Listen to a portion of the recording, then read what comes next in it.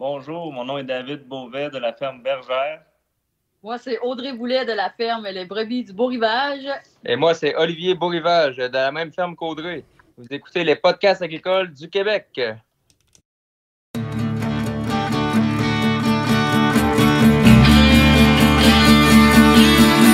Dans les podcasts agricoles à la vie, comme à l'école, on se parle de bricoles, de choses anticoles. On se parle de tracteurs, y'a les fans, pis les menteurs. On se lève de bonne humeur, pis on compte pas nos heures. Christian Dionne est là. Agricole, agricole, agricole, agricole, agricole, agricole, agricole, agricole. Bienvenue dans le podcast agricole du Québec avec Christian Dionne. Hey, salut tout le monde! Hey, aujourd'hui, je reçois deux fermes, dans le fond, qui sont dans la production laitière de brebis. Donc, David, Olivier, Audrey, bonsoir! Bonsoir. Yes, hey David, on va commencer un peu avec toi. Présente-nous un peu ton parcours de vie, puis jusqu'à aujourd'hui. Puis après ça, on va embrayer avec Olivier et Audrey. Puis ensuite, on va parler un peu plus de la production laitière en tant que telle. Puis Olivier et Audrey, vous autres, vous avez aussi une boutique en ligne que j'ai visitée aussi cette semaine quand tu m'as présenté ça par texto. Puis j'avais trouvé ça pas mal le fun. Ça, je me suis donné un peu comme mission aussi cette année. Tous ceux qui passent au podcast, qui ont des boutiques à la ferme, faut que je passe. Durant l'été, il faut que je me trouve un trou, faut que j'aille voir ça. Fait que vas-y David, présente-nous, qui t'es. Ben moi, dans le fond, je suis issu, j'ai été élevé sur une ferme laitière là, de vaches laitières, puis de production antiricole à Magog en Estrie. J'ai fait un cours de un DEP en production laitière. Ensuite, un cours à Cégep de Sherbrooke en gestion d'entreprise agricole. Puis après ça, j'ai travaillé 4 ans au niveau de l'insémination artificielle, puis de la génétique, en représentant, puis conseiller génétique, puis inséminateur pour 2 compagnies de semences. Puis ensuite, j'ai travaillé 1 an pour une autre ferme, puis j'ai décidé là, de me démarrer là, mon entreprise de brebis laitières. Je trouvais ça bien intéressant comme production, surtout parce que tout est à faire. On en discutait probablement tout à l'heure. C'est comme la vache laitière il y a 50 ans. Là. Fait que je trouvais ça bien intéressant. Puis à travers tout ça, là, ça fait une bonne dizaine d'années là, que je m'implique là, beaucoup là, au niveau là, de syndicat régional de la relève, puis au niveau provincial aussi, à la FRAC, puis un petit peu aussi à l'UPA là, régionalement. OK. C'est pas mal ça mon parcours. Mon entreprise, ça fait juste 1 an et demi qu'elle a démarré. Ah, OK. Ma vraie première lactation. Présentement, j'ai 60 brebis en lactation. Je suis en train d'agrandir mon bâtiment là, pour dans les prochains mois, je devrais avoir fini mon agrandissement pour avoir la place pour 200 brebis adultes. C'est un 140, 150 en lactation là, à l'année, là, mon objectif. D'ici 2 ans, 2-3 ans, je devrais avoir mon plein potentiel. Après ça, je vais essayer de m'améliorer et de grossir. Ah, mais c'est bien. C'est bien. Puis Olivier et Audrey, de votre bord. Ben moi, c'est Olivier, donc c'est ça. J'ai grandi sur la ferme ici où on a les animaux présentement. Mon père, il avait des animaux de boucherie, des vaches. Fait que c'est ça que j'étais quand même jeune, puis finalement, il a vendu ses animaux, puis il s'est concentré plutôt sur la grande culture. Il a fait des patates aussi, là. Puis il avait arrêté ça. Mes parents se sont séparés, fait que moi, j'ai comme voyagé un petit peu entre la ferme puis la ville. Là. Ma mère était plus en ville, fait que j'étais pas tellement impliqué plus jeune là, sur la ferme. Là. J'étais présent, mais je n'étais pas impliqué plus que ça. Là. Pas que ça m'intéressait pas, mais je sentais pas nécessairement là, que j'avais ma place. Je sais pas. J'étais un peu entre la ville et la campagne. Là. Fait que c'est ça. J'ai tout fait mon secondaire. Puis Puis après ça, j'ai vite été sur le marché du travail. Là. J'ai travaillé pas vraiment dans des milieux agricoles, là, un petit peu dans une cidrerie ou des choses comme ça, mais pas vraiment avec les animaux. Mais j'ai toujours été quand même proche de ça. Puis, tu sais, j'en ai appris beaucoup au travers de mon cheminement. Finalement, j'ai rencontré Audrey en 2011. Puis, on avait chacun nos emplois. J'ai travaillé en santé mentale pendant à peu près 8 ans là, dans une résidence de personnes ayant des problèmes de santé mentale. Ça, j'ai quand même adoré ça. Mais là, on avait des projets de famille, créer une famille, avoir des enfants. Puis on voulait se partir un projet à nous. Puis tu sais, là, la ferme ici, elle nous regardait de travers. Il n'y a pas d'animaux dedans, tu sais. Puis elle nous regardait, puis elle voulait juste qu'on fasse de quoi avec, on dirait, là. Fait qu'on s'est trouvé un projet qui était accessible pour nous, là. On s'est questionné longtemps, justement, à savoir ça allait être quoi, ce projet-là. Puis là, on a découvert que la brebis, en fait, là, on a découvert la brebis en premier. Puis après ça, on a découvert que la brebis donnait du lait. Fait que la brebis laitière, ça nous intéressait. Là. Je ne sais pas pourquoi. Là, on a comme kické là-dessus. On a visité des fermes, rencontré des producteurs. Puis c'était vraiment intéressant pour nous. On sentait qu'on avait notre place pour développer ce marché-là. Puis avec les bâtiments qu'on avait, puis la dimension du bâtiment, c'était quand même facilement adaptable là, parce qu'on avait déjà une place pour mettre peut-être 150 brebis. Puis il y avait un autre comme bâtiment attaché là, qu'on pouvait facilement faire une salle de traite, une pouponnière, puis une laiterie. Là, fait que on a quand même facilement réaménagé là, les bâtiments actuels pour se démarrer là, en réalité. Là. Fait que, on a fait en 2016 avec une 60aine de brebis. Puis là, ça fait 5 ans. On a environ 70 brebis à la traite. Là. 50 à 70 brebis à la traite à l'année.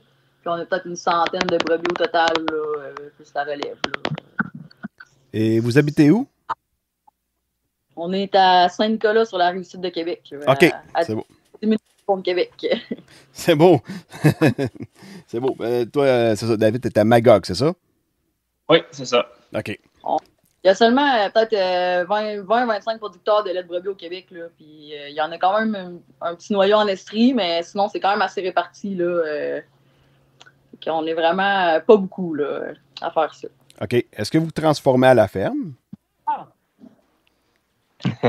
Nous, dans le fond, on livre, moi et David, on livre notre lait à la même fromagerie, là, qui est la fromagerie Nouvelle-France. Donc, c'est ça. Là, ils se sont construits à Racine. Fait qu'on n'a pas encore livré notre lait à Racine. Là. Elle transforme dans les locaux de la fromagerie du presbytère qui est à Warwick. OK, Saint-Élisabeth. Oui, Saint-Élisabeth de Warwick, oui. Avec Jean. Là. Donc, là, prochainement, là, on va commencer à livrer notre lait à Racine dans la nouvelle fromagerie, les nouvelles installations. T'sais, moi, j'ai pas vu ça encore. Là. J'ai bien hâte de voir ça aussi. Là. Ça a l'air assez gros et intéressant.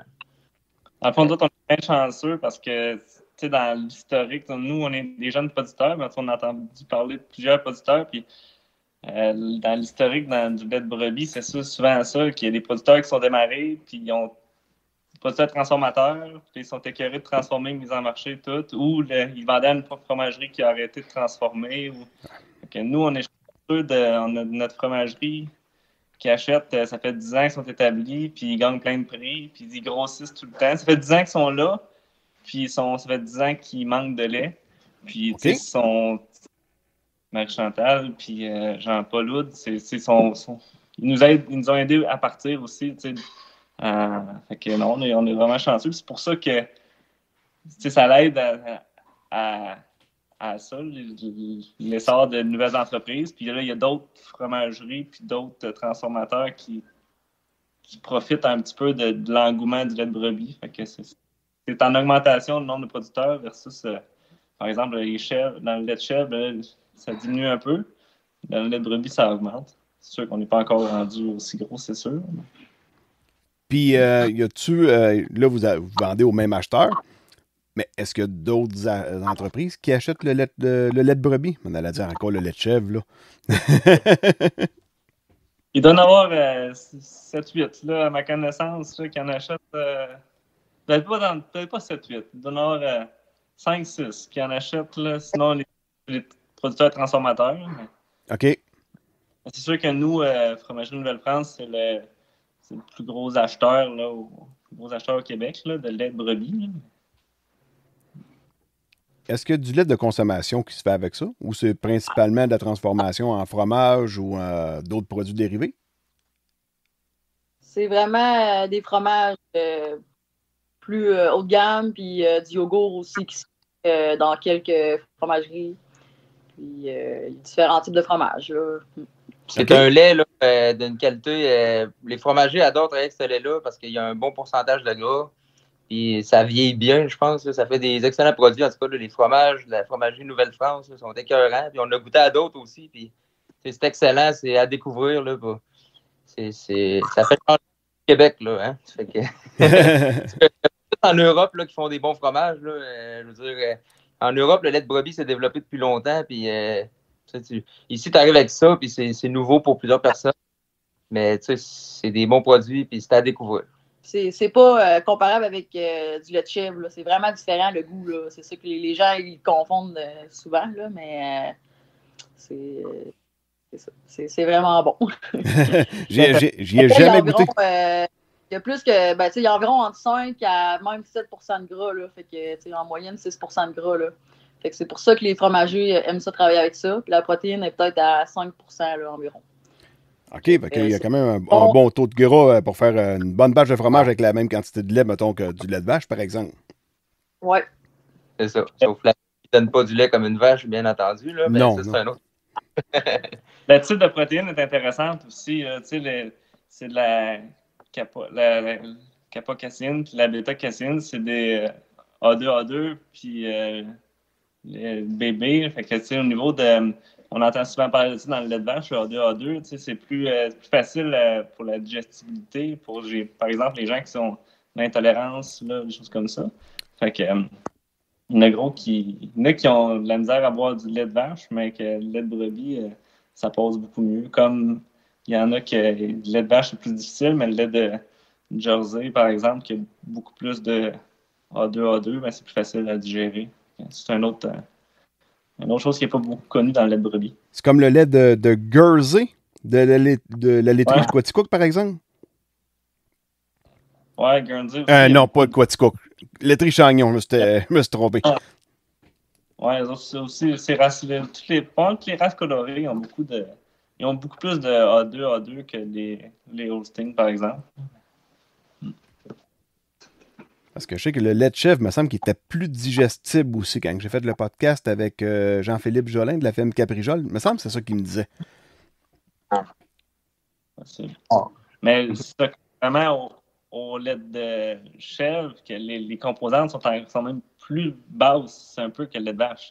On pense que c'est riche, là, mais c'est sûr qu'ils font plus de lait, par exemple, génétiquement, les chèvres en général que les brebis, mais ça fait partie de l'évolution. Tu sais, les vaches, il y a 50 ans. Moi, je dis toujours que la brebis laitière, c'est comme au Québec, c'est comme les productions laitières d'un vache il y a 50, 60 ans.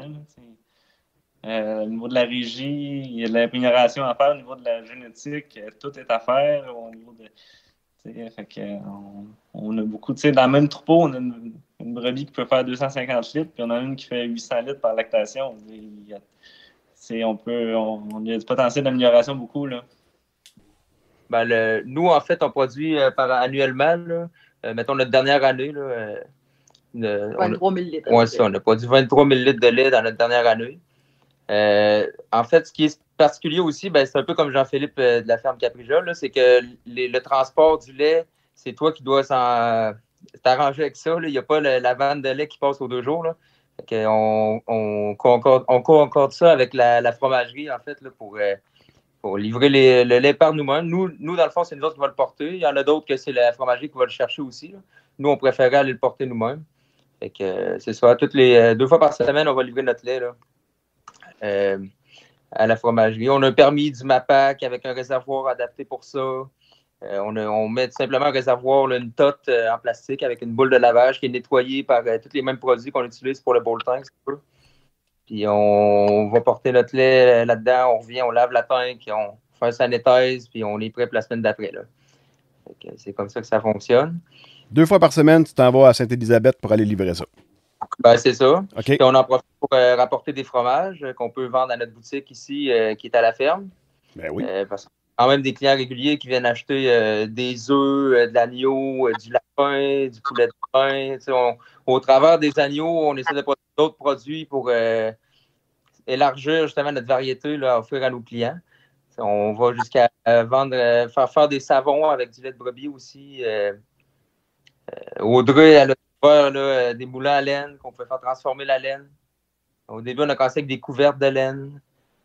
Finalement, des balles de laine. Puis là, finalement, on a comme développé une clientèle là-dedans. Les clients nous demandaient des produits plus spécifiques. Audrey, elle a travaillé fort avec ça là, pour développer justement des choses qu'on se faisait demander. Là. OK. Est-ce que vous travaillez tous les deux sur la ferme? Est-ce que Audrey a un job à l'extérieur, présentement, ou tu es à temps plein sur la ferme? Non, là, actuellement, les deux, là, on est pas mal à temps plein. Là, depuis 2 ans et demi, à peu près. Là, ouais. C'est sûr qu'une boutique à la ferme, ça amène son lot de défis en même temps. Là. Ouais, c'est ça. Ben, la boutique, c'est pas nouveau, là, parce que les gens venaient passer le show, mais ça fait pas si longtemps que on pourrait dire que ça marche un petit peu plus. Dans le fond, nous, on est un petit peu mal pris par notre propre jeu là, parce qu'on manque de produits. Là. Nos agneaux sont réservés 3-4 mois d'avance. C'est comme là, nos agneaux qui vont être abattus au mois d'août sont pratiquement tous réservés. OK. On manque vraiment de marchandises. Là, fait qu'on pourrait pas dire qu'on est ouvert. On peut pas mettre une pancarte au chemin et dire ouvert, venez tous. Là, on n'a pas assez de stock à vendre, c'est ça le problème. Là. Fait que, la laine, oui, ça, on est capable d'en faire produire des plus grandes quantités, fait que ça, c'est pas si peu. Là. Mais tout ce qui est viande d'agneau, pis ça, là, c'est bien dur d'avoir de l'inventaire. Là. Ah, ouais. Oui, vraiment. Puis on a l'avantage d'être proche de la ville de Québec, là, puis de Lévis, puis les environs, là, puis que ça a vraiment grossi. Les dernières années, là, je veux dire, Lévis, ça a énormément grossi, la population augmente. Fait que c'est pas difficile de se trouver une clientèle, là, puis on cherche pas vraiment plus de clients, on fait pas de publicité nulle part, on fait pratiquement pas de marché public parce qu'on n'a rien à vendre, parce que tout se vend par nous-mêmes sans qu'on fasse d'efforts. Ah, mais c'est quand même très, très, très plaisant, là. Ouais, ben c'est plate, on manque de stock. Ouais, c'est sûr. Grossissez, tabarouette. Qu'est-ce que vous attendez? C'est ça qu'on a fait, là. En 2019, on a décidé de se bâtir une bergerie. OK. 60-420. Dans le fond, on s'est vite rendu compte, là, après 3 ans d'activité, là, qu'on manquait d'espace pour élever nos agneaux en agneaux lourds, là, les monter jusqu'à 6 mois. Fait que là, on s'est penché là-dessus. On s'est dit, bon, regarde, on veut faire ça longtemps, puis je pense que ça vaut la peine d'investir un peu. Fait qu'on s'est construit une bergerie. On a visité d'autres bergeries. On a ce qui nous intéressait chez les autres. On a laissé un peu ce qui nous intéressait moins. Puis avec toutes les idées qu'on a collectées, là, on s'est fait un plan, puis on est parti de ça. Puis on a fait notre bergerie qui est environ 2 fois plus grosse que la bergerie qu'on avait commencé. Sauf que là, ben, nous, on n'a pas décidé d'acheter des animaux pour la remplir. On a plutôt décidé de reproduire nos animaux et de garder la reproduction. C'est sûr, ça ne se remplit pas du jour au lendemain. En ce moment, on a comme 2 bergeries à moitié vides là, ou à moitié pleines. Là. Vois ça comme tu veux. Fait que, on a de l'espace en masse là, pour le moment. Fait que... On a vraiment une bergerie pour les brebis laitières. OK. Puis l'autre bergerie pour l'engraissement, puis les agnelles, puis toutes les brebis taries. OK. Les brebis laitières, nous, la particularité, il faut qu'ils soient au foin sec. Absolument. Parce que c'est des fromages qu'ils font avec notre. C'est une des exigences de la fromagerie. Puis, donc, dans l'autre bâtiment, là, qu'on a nourrir aux grosses ballons à l'ensilage. OK. Puis, comme les chèvres, est-ce que la période de gestation, est-ce que c'est un peu comme les chèvres, c'est-à-dire à l'hiver ou à l'automne, quelque chose de même? Parce que je sais, comme Jean-Philippe, il m'expliquait qu'il y avait des jeux de lumière, là. Ben, c'est exactement ça. C'est saisonnier. C'est comme les... C'est un peu ça, là. C'est un peu mon cas, moi, présentement. Moi, je suis parti, je suis en démarrage. Puis là, l'année passée, tout le monde a agnolé en même temps. Donc, au printemps, la saison normale, naturelle. Okay, contrairement à ce que Olivier disait, lui, il disait je suis annuel, mais il y a des producteurs de lait de brebis, puis des producteurs de chèvres un petit peu moins, mais qui sont saisonniers. Fait qu'ils produisent du lait 4-5 mois, un peu comme dans les vaches, dans le temps. Puis après ça, ils tarient tout le monde, puis ils remettent. Mais c'est ça, moi, je suis en train de faire la transition pour être annuel, ce qu'Olivier et Audrey ont fait, puis plusieurs producteurs. Fait qu'avec justement les jeux de lumière ou des CDR, là, des hormones, pour qu'il y ait des brebis en lactation toute l'année, dans le fond. Là. Fait que ça, c'est un gros... puis la fromagerie, c'est un plus pour eux. Puis on a des bonus aussi. Là, vu que c'est plus compliqué pour nous de produire à l'année, on a des bonus pour le lait produit à l'automne. Un peu comme dans les vaches laitières. Là, ils ont la demande la plus élevée à l'automne. Fait que souvent, ils donnent des journées de production supplémentaires. Ben nous, ils nous donnent une petite prime là, si on produit du lait à l'automne pour compenser les dépenses puis le trouble de produire à l'année. Oui, c'est sûr que ça doit avoir son lot de défis là, de ce côté-là. Là. C'est ça, parce que les brebis, ça ne s'écoupe pas naturellement là, au printemps. Il faut vraiment provoquer l'accouplement. Là. OK. Il y a des races qui sont plus facilement désaisonnables, qu'on appelle, que d'autres. Là. Fait que nous, dans les brebis laitières, les races qu'on a sont quand même désaisonnables, pas si mal, mais comme dans la brebis viande, par exemple, il y a des races qui sont vraiment presque pas désaisonnables. Puis il y en a d'autres que tu peux l'accoupler à toute l'année. Fait que ça dépend un peu de la race. Puis dans ton cas, David, est-ce que t'élèves de l'agneau aussi pour la viande? Oui, puis non. Dans le fond, moi, je les vends en agneau léger. À l'encan, autour de 50-60 livres.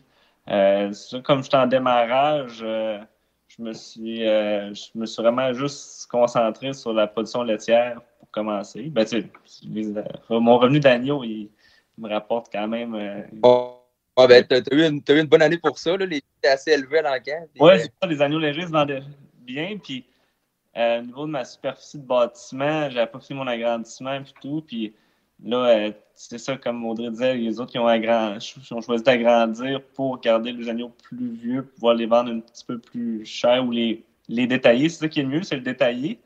Le vendre au détail, mais c'est sûr, moi, je ne vais pas chercher toute la plus-value de l'agneau. Mais je me suis concentré sur la première année sur la production laitière, puis le démarrage, puis c'est tout organiser ça, setuper ça, là, puis parce que c'est tout du nouveau, tu sais. J'étais habitué dans la vache laitière, mais dans la brebis, toute les premières fois de tout, là, puis fait que moi, dans le fond, je me suis organisé pour ça, puis j'ai investi un peu pour c'est d'aller chercher le maximum en production laitière dans l'éventualité. Fait que puis éventuellement, c'est sûr que ça serait intéressant. Je vois une agro qui m'en demande là, d'avoir de l'agneau et tout ça, mais présentement, j'ai pas l'espace pour les garder jusqu'à 5-6 mois. Ah, c'est sûr que détailler son agneau, c'est beaucoup d'ouvrages supplémentaires. Là. Quand tu penses juste tu vas les porter à l'abattoir, tu t'assures de setuper ça avec la boucherie. Après ça, il faut que tu récupères ta viande. Il faut que tu aies de la place pour la stocker, ta viande. Ça te prend des permis au MAPAC pour conserver de la viande congelée chez vous. C'est des frais supplémentaires aussi. Tu as des congélateurs qui virent en tout temps. Ouais. Tu sais, on a une grosse chambre froide à l'extérieur. Ça tire du jus. Fait que, tu sais, maintenant, il faut que... C'est beaucoup de casse-tête supplémentaires. Là. Tu sais, des années comme cette année que les prix étaient excellents à l'encan. La marge entre les envoyés à l'encan et les détaillés là, est pas mal kiff-kiff. Là. OK. Mais tu sais, c'est ça. C'est que nous autres, quand on a démarré aussi, c'était un peu comme David, on n'avait pas vraiment l'intention d'engraisser nos agneaux et d'avoir d'autres produits. On voulait se concentrer sur la production de lait. C'est ce qu'on a fait pendant 2-3 ans. Puis à un moment donné, ben, il y a comme d'autres passions qui sont éveillées, si on peut dire. Là. Puis peut-être plus de ma part, là, mais moi, ça m'a comme... c'est ça, là, d'avoir différents produits puis d'avoir une boutique en ligne, puis ça m'a comme... ben, c'est un peu ma petite passion, là, qui me pousse un peu, qui me motive là, à continuer. Là, fait que, mais la réaction des clients, là, sérieux, ça, c'est vraiment encourageant. Là. Le monde vient ici, puis ils sont heureux de venir acheter leur viande, de venir acheter leurs œufs. Les clients sont vraiment... là. ça vaut extrêmement cher, là, justement, les remerciements, puis comment ils apprécient nos produits, puis ça, puis ils nous idolisent. Là. Pour nous autres, c'est basique, qu'est-ce qu'on fait, là, je veux dire, c'est à moi des choses, là, mais eux, ils arrivent ici, puis ils s'en vont, puis on s'en regarde, nous autres, on dit, on le réalisait peut-être pas tant que ça, là, mais c'est comme si on leur apportait une expérience, là.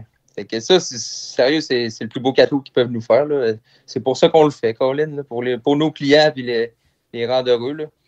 C'est ça. Puis vu qu'on a plusieurs produits à vendre, ben ça fait que ça vaut quand même la peine là, aussi de mettre du temps là-dedans. Là. Puis au niveau de rajouter à ça, tu sais, on est dans la brebis laitière, hein, fait que c'est comme les vaches laitières, c'est une race plus maigre. Fait que, tu sais, oui, on va chercher une super qualité de viande, puis parce qu'elle est plus maigre. Mais d'aller chercher un plus-value des détaillés, c'est plus intéressant. T'sais, comme moi, mes agneaux, ils sont en super forme, mais je les vends, quand je les vends dans le camp, je les vends peut-être 15-20% moins cher que le voisin, que des agneaux croisés là, avec des races terminales pour faire de la viande. Là, fait qu'en allant, comme Audrey et Olivier, va chercher peut-être un petit peu plus la plus-value par rapport à ça. Fait que c'est sûr que ça, c'est comme, tu sais, aujourd'hui, les gens dans le laitier, ils croient tous avec des races bouchères quasiment pour aller chercher plus-value de bleu-veau ou des choses comme ça. Fait que il y a certains producteurs qui le font aussi.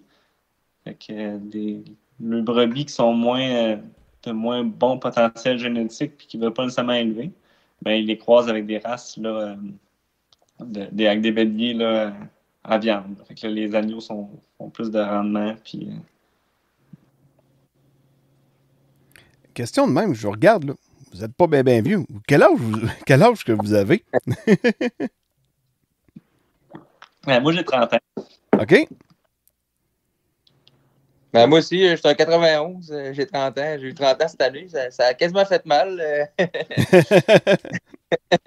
J'imagine pas en 40. Ben, regarde, à un moment donné, tu vas t'emmener comme moi. Non. Ça s'étale tranquillement, là, regarde. Ouais. On parle des cheveux, là, pour ceux qui nous ouais, c'est ça. Ben, moi, j'en ai 43 puis j'ai plus de cheveux.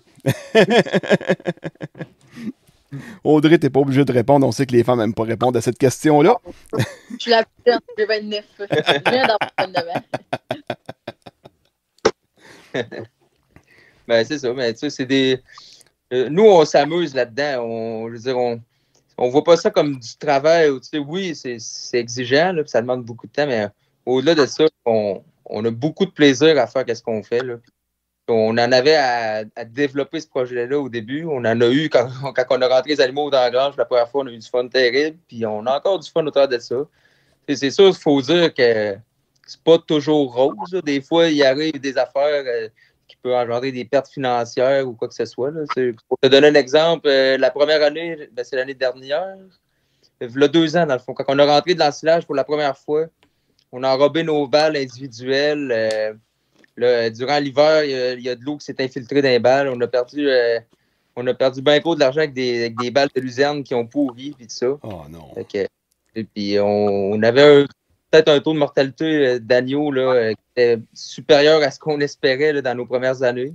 Fait qu'on a vite su améliorer notre pouponnière, améliorer, tu sais, je veux dire, à un moment donné, tu vois, il y a des erreurs, il y a des failles à des endroits. Fait que tu concentres tes efforts là-dessus au plus vite pour colmater ces failles-là. Puis arrêter de perdre de l'argent avec ça, là, fait que c'est la moindre des choses. Là. Fait que, on fait affaire avec des défis, là, comme sûrement bien d'autres producteurs dans l'agriculture où que c'est ça. Que c'est pas toujours drôle, mais en même temps, on a du fun là-dedans, puis on ne regrette pas de s'être lancé dans l'agriculture, même si c'est pas toujours facile. Non, c'est sûr. Avez-vous vos terres? Ou vous achetez tout votre foin? Ben, nous, ici, c'est les terres familiales. Fait que, on achète du foin à mon frère et mon père, qui sont, eux, une entreprise séparée de la nôtre. Là. On est chacun nos entreprises. Fait qu'on se fait des échanges avec ça. Là, mais ils nous ont... les premières années, on avait comme... on n'avait pas une grosse superficie de foin. Là, tranquillement, pas vite, ils nous incluent dans leur rotation de culture. Puis ils se rendent compte que ça vaut quand même la peine. Là, puis au plus que le foin est rendu, je pense que ça ne le fait pas trop mal non plus. Là. Fait que... c'est ça. Là. Puis on a un producteur local là, que lui, il a encadré son troupeau de vaches il y a quelques années, puis il fait juste faire du foin, puis il en fait pas mal. Fait qu'on s'est entendu lui aussi. Là. Lui, il nous fournit tout ce qui nous manque annuellement. Fait que pour nous, c'est pas compliqué. Il faut faire des petites balles aussi. Là. Fait que lui, il fait des balles, il est presse, il vient nous porter les voitures ici. Fait qu'il n'a pas besoin de faire de la manutention à sa ferme. Fait que ça fait son affaire, ça fait la nôtre. Puis c'est ça, on a des bonnes ententes avec le voisinage. Puis avec mon père et mon frère, que grâce à eux, dans le fond, ce projet-là est possible aussi. Là. Ça n'aurait pas été de eux, jamais qu'on aurait pu espérer partir dans l'agriculture. Acheter une terre, partir de rien, puis remplir une ferme de moutons, pour nous, ça n'aurait vraiment pas été viable. On aurait payé toute notre vie avant de récolter quelque chose. Là. Non, c'est ça. T'aurais tout bien de faire de la grande culture, là. Ah, ben ça. Fait que là, on avait quand même le vent dans le dos pour notre projet avec les animaux. Là. Moi, de mon côté, c'est exactement la même situation. Là. On fait mot pour mot. Là. Moi, dans le fond, c'est ça. Moi, j'avais regardé quand j'avais mon projet, je commençais à monter mon plan d'affaires. Comme on l'a dit, acheter, c'était quasiment pas possible avec les revenus là, liés à ça. Fait que j'avais regardé pour louer avec différentes places dans la région, avec aussi l'organisme Artère. Puis, en fin de compte, c'était tout le temps cher, compliqué. Il y a beaucoup de rénovations de bâtiments à faire. Puis quand tu loues et tu aménages un bâtiment, tu mets plusieurs centaines de milliers de dollars là-dedans. Dans l'aménagement, c'est moins intéressant. Fait que ça, il y a sur une des terres de mon père, là, il y avait un hangar qui était peu utilisé. Fait que, puis il y avait une maison aussi sur cette terre-là. Fait que, dans le fond, ça fitait très bien pour ça. Fait que moi, j'ai aménagé le hangar en bergerie. Puis, dans le fond, ils nous louent ça pas cher, puis ils nous fournissent là, le foin, puis dans le fond, ça. Que moi, c'est vraiment facile, puis on peut se prêter de la machinerie vu qu'on est proche, puis tout ça. Puis, que non, c'est vraiment la situation idéale là, pour se partir. Là, puis, j'aurais peut-être été capable de partir ailleurs, mais ça aurait été beaucoup, beaucoup plus compliqué, beaucoup plus dur financièrement. J'aurais pas pu grossir mon troupeau aussi rapidement, puis tout ça. Fait que là, c'est vraiment un gros plus là, de pouvoir dans notre cas, c'est notre famille, mais d'avoir un producteur qui peut nous aider à partir, c'est sûr, c'est toujours un plus. Puis, on a rangé un peu tantôt avec ce que Olivier parlait, là, qu'on aimait bien notre milieu, puis notre job, puis tout ça. Puis, ça m'a fait penser à ce qui est intéressant. Ce que je trouve intéressant dans la brebis laitière, puis c'est un défi, puis c'est le fun aussi, c'est que, comme je disais tantôt, tout est à faire, mais dans le fond, notre nutritionniste, là, peu importe la place, il ne connaît pas ça, les brebis laitières. Hein. Ben, il en connaît un petit peu, mais il ne connaît pas tant ça. Là. Il connaît les brebis à viande. C'est trop nouveau. Il ne connaît pas ça. Même Valacta, Lactanet, là, qui sont des spécialistes là, dans le lait, puis qui font des conférences tout le temps, puis tout ça. Puis dans la brebis, puis dans la chèvre, ils n'ont pas beaucoup de connaissances, ils n'ont pas beaucoup de données, tu sais. Fait que notre programme d'amélioration génétique dans la brebis, dans le mouton, ben ils ont un petit volet laitier, mais ils ont peu de données. Fait que tout est à faire, mais on a l'avantage d'être on a quand même sur les 20 producteurs que Audrey disait tout à l'heure, on doit être une 8-10 qui se parlent fréquemment. Fait que ça, c'est un gros plus de. On se partage nos informations. Souvent, Audrey m'a dit là, dans la dernière année comment elle avait aménagé sa pouponnière, puis tout ça, puis des trucs. Puis c'est le même qu'on peut s'améliorer là, à essayer de se partager nos bons coups et nos mauvais coups. Puis, on n'est pas en compétition. Même, il y a d'autres producteurs qui livrent à d'autres fromageries puis qui sont très dynamiques puis qui nous partagent le connaissance. Puis, ça, c'est vraiment un gros plus qu'on a, je pense, dans notre milieu. Vu qu'on est un petit milieu, ben on est quand même assez serré. Une petite communauté, c'est ça, tu sais serré, tu sais. Puis, c'est le fun de visiter les autres puis de voir qu'est-ce qui se fait. Ouais, quand je me suis démarré, ben, eux aussi, là, mais j'ai visité 7-8 bergeries laitières. J'ai visité la moitié des bergeries laitières du Québec. Je dis de même. Là, fait que Sabrina Caron, là, qui est venue la semaine passée, elle dit qu'elle avait visité beaucoup de bergeries, mais mettons qu'elle aurait dit on a visité la moitié des fermes laitières du Québec, c'est tout qu'un autre game. Là. Fait que, ben, c'est ça, il n'y a pas de système idéal. Là. Chacun a, comme Audrey disait, chacun a pour lui, c'est le système idéal, c'est l'aménagement idéal, mais pour un autre, c'est un autre système idéal. Ouais. Moi, dans ma salle de traite, il y a des systèmes de salle de traite que c'est très rapide. Toutes les brebis rentrent, puis qu'il y a des sorties rapides qui appellent la barrière haut, toutes les brebis sortent d'un coup. Puis ça, c'est vraiment rapide pour l'exécution, puis c'est plus facile ergonomiquement pour les brebis ou les chèvres. Moi, j'ai décidé d'y aller avec des carcans là, autobloquants plus standards, pas chers, que j'ai soudés moi-même, mais d'investir un petit peu plus dans des trayeuses, que moi, j'ai des compteurs à lait. En fond, je sais à chaque traite quelle quantité que chaque brebis a faite. Fait que là, dans mon échelle de gestion de troupeau, ben, je peux savoir chaque production de chaque brebis pour toute l'année, toute la semaine, peu importe. Fait que, moi, j'aimais mieux investir ça là-dedans pour dire, je vais m'améliorer, je vais pouvoir sélectionner plus facilement génétiquement. C'est mes 2 brebis qui sont semblables, je ne sais pas c'est laquelle qui est la meilleure. Puis l'année prochaine, quand je vais être à faire de la sélection, puis je veux vendre des agnelles qui sont moins bonnes, mais je ne saurais pas c'est laquelle. Là, je sais que c'est ma moins bonne brebis, c'est laquelle. Fait que je vais savoir c'est quelle la moins bonne agnelle. Puis versa. Fait que ça ne me dérange pas de prendre une demi-heure de plus à traire. J'aime plutôt avoir des données pour pouvoir travailler, puisque il n'y en a pas beaucoup de disponibles dans l'industrie, des données puis des ratios. Puis c'est quoi une courbe de lactation normale d'une brebis?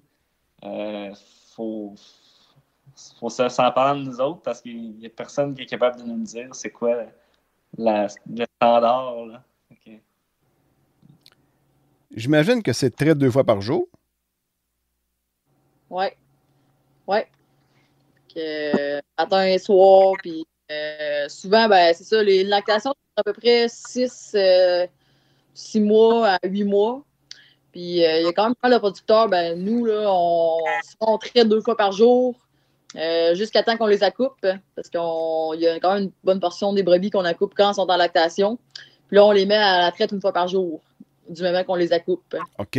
Fait que, il y a peut-être les 2 derniers mois de la lactation, on traite seulement le matin, là, parce que une brebis en début de lactation peut donner 2 litres et demi à 4 litres. Puis à la fin de la lactation, on va donner peut-être 1 litre. Mais quand elle donne juste 1 litre, tu vas pas traire un demi-litre le matin puis un demi-litre le soir. Là, tu vas traire 1 litre juste le matin. Là. Puis à la fin de la lactation, le lait il est vraiment plus gras aussi. Là. OK. Le gras et la protéine va varier au cours de la lactation aussi. Là. Fait que ça, justement, là, comme David, lui, son système, ça se prend tous les jours. Mais mettons, nous autres, puis d'autres producteurs, on fait un contrôle laitier à chaque mois. Fait qu'à chaque mois, on prend toutes les pesées de lait de chaque brebis. Puis idéalement, on prend les échantillons de lait de chaque brebis, puis on les envoie analyser pour savoir le pourcentage de gras et de protéines, puis cellules somatiques, et tout ça. Puis on envoie ça là, dans base de données là, Genovis. Là, puis fait que nous, ça ressemble un peu à ça, la régie. Là. Le prix, ça ressemble à quoi, le prix du lait de chèvre? Du lait de brebis, excusez-moi. Du lait de brebis. Ça, c'est très délicat. Le prix est plus élevé que le lait de chèvre. Nous, on est payé là, vraiment justement au gras et protéines là, avec notre fromagerie. Ça va jouer entre 2,30 à même jusqu'à 2,70 le litre là, selon le pourcentage de gras et de protéines. Là. Ah ouais, Colin, c'est quand même pas si pire. Oh, ouais. Ça donne moins, c'est sûr, ça donne moins de lait, mais le prix est quand même bon. Là. C'est sûr qu'il faut enlever à ça. Par exemple, le transport, là, c'est un coût assez important qu'il faut enlever à ça parce que, quand Les producteurs laitiers de vaches qui reçoivent 75 cents le litre, là, ben, le transport est enlevé de ça, là, mais le prix qu'Audrey donne, c'est le prix brut qu'on reçoit sans enlever le coût de transport. Mais tu sais, charrier de 200-300 litres de lait, ça coûte même prix que dans charrier 1000 litres. Là, fait que c'est le coût au litre. Moi, ça me coûte 25 cents le litre là, de transport. Là, fait que ça vient baisser. Pas mal le coût. Mais oui, on a un bon prix pour notre produit. Puis c'est ça qui permet que justement qu'on puisse investir puis à grossir nos entreprises. C'est pour ça qu'il y a des jeunes qui sont intéressés à la production aussi, parce que le prix est intéressant. Okay. Puis au niveau du prix de charge, ben, c'est semblable à dans la vache. La chèvre, je ne connais pas, mais tu sais, ça, on tourne dans autour de 50% de taux de charge en général, en moyenne, tu sais, avec le coût du foin et des concentrés qu'on a. Là, fait que... Puis, ça reste que nous, on est des producteurs d'agneaux aussi. Là, je veux dire, on fait la brebis va quand même sortir deux agneaux par année quand même. Comme toute brebis. C'est sûr, les brebis viandes, souvent, ils ont plus que 2 agneaux par année, mais ça reste que c'est des revenus plus, là, l'agneau, le lait. Là, c'est sûr que la brebis te donne au moins ça dans l'année, on s'entend. Là, fait que, c'est les mâles que vous engraissez pour la viande? Ou des fois, il peut y avoir des femelles là-dedans? Ou Ben, les deux. Là. Okay. Nous, on les garde pour la reproduction, là, ou on peut en vendre aussi, là, mais je veux dire, il y a des éleveurs d'agneaux du Québec, eux, absolument, ils font pas de lait là, avec leurs brebis, puis ils ont des agneaux. C'est ça, c'est leur seul revenu, là, l'agneau. Là, mais nous, en plus, la brebis, d'avoir des agneaux, ben, elle donne du lait. Là. Elle nous donne plus que 300 litres de lait par année. Fait que ça reste que la brebis nous rapporte plus. Une seule brebis, elle nous rapporte quand même pas mal. Là. Avez-vous un plan conjoint dans le lait de brebis? Non. Non, c'est quoi ça? Admettons, comme dans le grain, à chaque tonne que je vends, dans le maïs, ça me coûte 1,30$ que j'envoie à Fédération. Ben, que j'envoie. Donc, dans le fond, l'acheteur de grains qui le retient sur ma paie et qui l'envoie à Fédération des producteurs de grains. C'est un peu ça. Il y a un point dans l'agneau. Oui, dans l'agneau, il doit en avoir un parce qu'une fédération des producteurs d'agneau, je pense. Mais il n'y a pas de. Dans le lait de brebis, c'est pas régi. Il y a pas de. On a comme une entente avec la fromagerie. Là. Mais tu sais, on reçoit tout le même prix pour le lait. Puis, mais tu sais, il n'y a pas de quota, il n'y a pas de contrat. Comme on entend souvent dans la chèvre, des contrats de lait. Fait que non, de l'autre, c'est sûr qu'il y a des risques pour nous. Dans le fond, si demain matin, la fromagerie ferme, il faut s'en virer de bord, il faut trouver. C'est sûr, c'est peut-être mieux d'avoir un plan B, mais bon, là, nous, ça va bien de ce côté-là, tout ça, mais il y a des risques que d'autres productions n'ont pas. Là. Mais tu sais, quand au moins tu produis de l'agneau, tu n'as pas juste le lait, tu as d'autres valeurs assurées quand même. Oui. Pour notre part, le lait, l'agneau, puis la laine, c'est pas quasiment un tiers, tout un tiers de notre production finale annuelle. Là.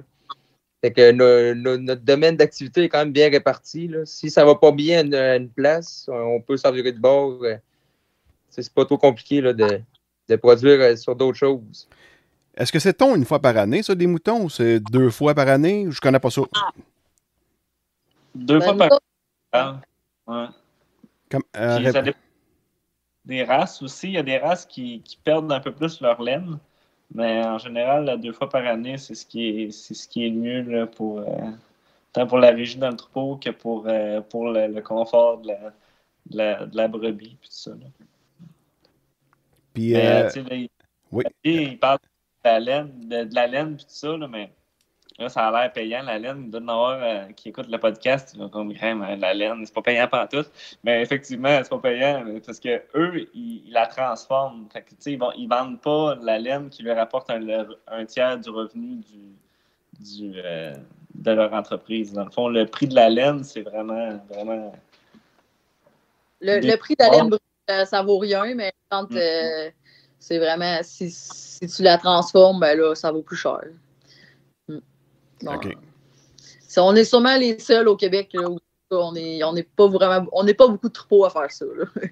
à valoriser la laine comme ça. Là. Mais c'est pas tout le monde qui a une laine de qualité non plus.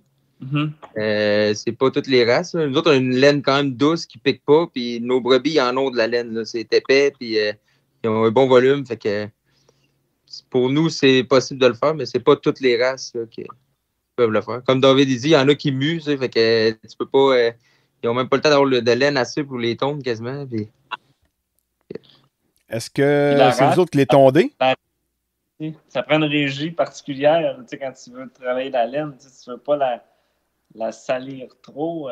Du foin, de la paille, ça pogne dans la laine. C'est assez terrible. Là. Fait que, il y a gros des producteurs qui marquent. La majorité des producteurs font l'identification de leur brebis avec de la peinture sur le dos, des choses comme ça. Mais par exemple, eux autres, j'imagine qu'ils ne doivent pas faire ça. Non, loin d'être là. Ça ne nous coûte pas trop cher de peinture, nous autres, on va te dire. Puis tu avais une question? Oui, est-ce que c'est vous autres qui tondez vos brebis? Ou vous avez fait venir une équipe qui s'occupe de ça? Non, on a une équipe de 1, c'est un gars. Le gars, il arrive, Jonas Nadeau, OK, c'est un excellent tondeur. Là. Je te dis, là, il fait la grange, les 2 granges au complet là, dans la journée, il n'y a pas de problème. C'est impressionnant à voir. Il faut être en forme pour faire ça. Là. Tu travailles, ça doit tirer d'un rein. Là. Moi, je le regarde, là, j'ai mal dans le dos à le regarder travailler quasiment. Là.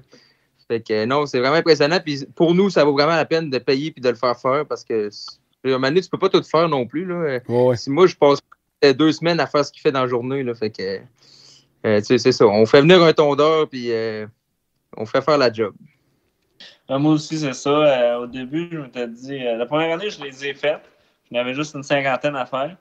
Mais là, je vais économiser ça dans mon coût. Tu as tout le temps bien les dépenses, puis peu de revenus. Même au début, j'avais pas de revenus pantoute.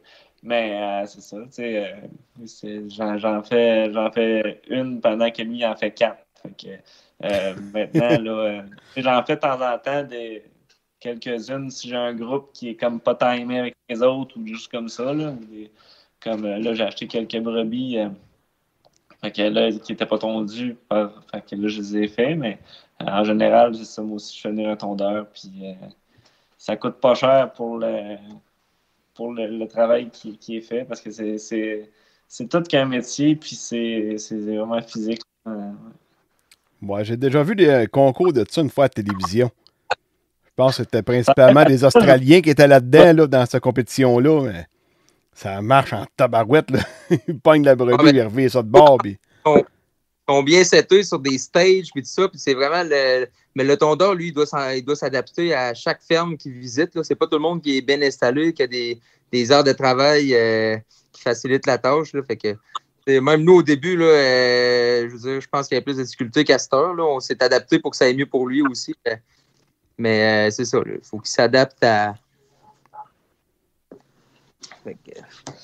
Faut qu'il s'adapte à chaque ferme qu'il visite. Puis c'est vraiment exigeant comme travail. Là. Moi, je sais pas comment il fait. Là. J'aurais le dos scrap même si j'ai juste 30 ans. Puis quel prix que ça se vend, ça? Oui, vas-y, David. Québec, puis c'est pour ça, c'est une job physique, c'est une job tout le temps beaucoup sur la route, tout ça, puis il en manque des tondeurs, là, fait que c'est ça. Ah, il manque de tout, c'est pas compliqué. Puis la laine à l'état brut, c'est vendu à la livre, j'imagine? Moi, je suis plus au courant, en fait. Je sais pas. Je sais que les premières années qu'on a fait tondre nos animaux, on a envoyé ça à Saint-Hyacinthe. Là. Il y a un endroit là, où la majorité des producteurs envoient leur laine. Là. Si je ne me trompe pas, c'est à Saint-Hyacinthe. Puis quelques mois plus tard, on a reçu un maigre chèque là, qui couvrait à peu près ce que ça nous avait coûté envoyer à la laine, là, pour ne pas exagérer. Là. Ça payait pas le tondeur, là. Non, ben, tu sais, peut-être un petit peu, là, mais pas. C'était pas hallucinant, là. Fait que c'est à partir de là, justement, qu'on a cherché une façon de mettre en valeur là, la laine. Ouais. C'est ça. Moi, ma laine, je l'avais depuis l'année passée à Charlevoix Pure Laine, où ils font de la transformation. Puis, fait que dans le fond, ils me donnent un peu plus que ce que j'aurais, par exemple, à Saint-Hyacinthe. C'est sûr qu'eux, ils choisissent la plus belle laine. Puis, fait que, ils me donnent 75 cents la livre, donner une idée. Mais, une livre de laine, ça prend un bon tout faire une livre de laine. Fait que, Ouais. ça paye peut-être le tiers du coût du tondeur, là, la moitié du coût du tondeur, dépendamment de la qualité de la longueur de la laine. Fait que, c'est pas. D'ailleurs, on n'entendra pas personne dire moi je fais de la laine, c'est payant. Fait que, mais à part Olivier et Audrey, c'est pas la laine, c'est de la surtransformation. C'est de la transformation. Ouais. Ben, des balles de laine, là, déjà toutes prêtes à être Ah ouais, tricotées. puis du monde qui tricote, là, il y en a encore. Là. C'était pas en 1930. Là. Ça existe encore des tricoteuses, puis il y a même des tricoteurs. Puis à cette heure, ils sont rendus sur Instagram, puis ils sont rendus sur les plateformes, les réseaux sociaux. Puis il y a une demande là-dedans, puis comme dans bien des produits qui sont faits au Québec, là, il y a une demande pour les produits locaux. Fait que les tricoteurs locaux, les tricoteuses locales, c'est ça qu'ils cherchent, les produits qui viennent de chez nous, puis il n'y en a pas. Fait que on est comme... c'est ça. Là, on n'est pas les seuls au Québec, là, mais il n'y en a pas beaucoup. Là. Non, Puis ouais, en c'est plus, ça. notre laine n'est pas transformée en majorité, elle n'est pas transformée au Québec parce qu'il n'y a pas de moulin à laine par chez nous. Fait qu'on a 3 moulins avec qui on fait affaire. C'est Nouveau-Brunswick, En Alberta, puis Nouvelle-Écosse. Puis dans le fond, ce qu'on fait par contre, c'est que quand on récupère la laine, on la fait teindre à la main par une teinturière qui, elle, est québécoise. Fait que là, ça vient comme donner l'accent un peu, là, justement. Ça vient raffiner le produit, si on veut. Là. Fait que là, ta laine, ta ton, tu vas la faire teindre. Parce que, mettons, je sais pas, tes moutons sont blancs ou noirs, gris ou tachetés? Ils sont blancs. Ils sont Là, blancs. Audrey, elle pourrait t'en parler longtemps. Là. Elle s'amuse avec ça. Là.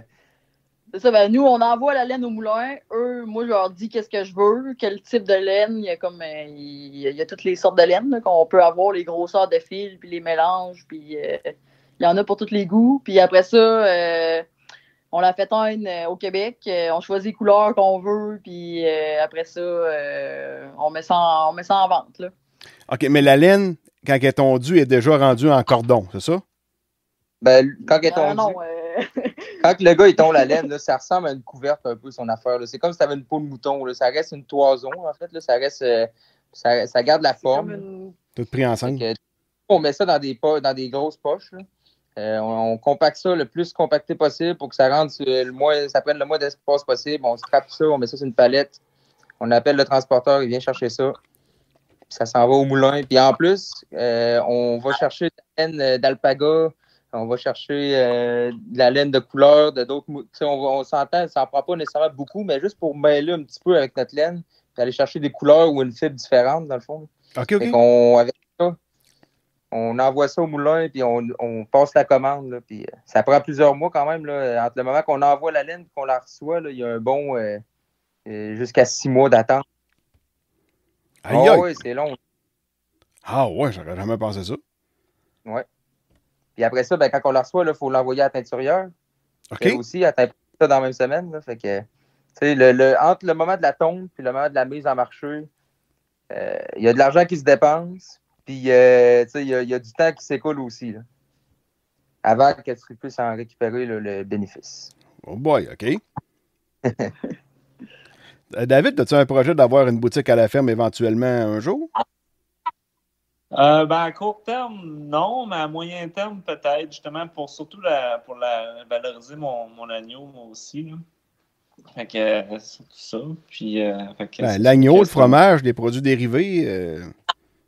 Ouais, mais c'est sûr que ça pourrait être intéressant, mais c'est tout c'est un autre monde, c'est ça, comme il disait. C'est ça, c'est quand même c'est beaucoup de travail. Là, justement, on est les deux à temps plein, mais on a genre 100 brebis, mais ça reste je mets beaucoup de temps. Là, c'est sûr qu'on fait la traite 2 fois par jour.